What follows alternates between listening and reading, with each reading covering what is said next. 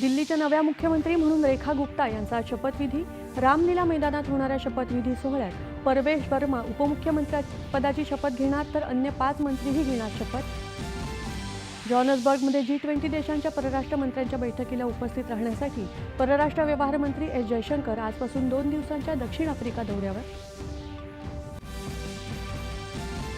Lithium उत्खनन आणि खाणकामात सहकार्य बळकट करण्यासाठी भारत आणि अर्जेंटिनामध्ये सहमती।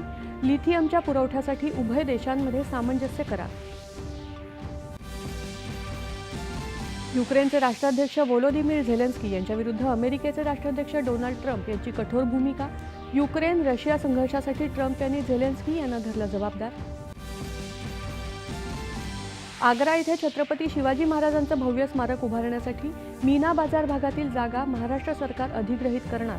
मुख्यमंत्र्यांची लाल किल्ल्यात शिवजन्मोत्सव सोहळ्यात घोषणा। छत्रपती संभाजीनगरमधल्या ऑरिक सिटीमध्ये कौशल्य विकास केंद्र आणि स्टार्टअप इन्क्युबेशन सेंटर उभारण्याची केंद्रीय उद्योग मंत्री पियुष गोयल यांची घोषणा। राज्यातील ग्रामीण रुग्णालय आणि प्राथमिक आरोग्य केंद्र या आरोग्य संस्थांमध्ये 2000 पदनिर्मितीसाठी शासनाची मान्यता। आरोग्यमंत्री प्रकाश आंबेडकर यांची माहिती।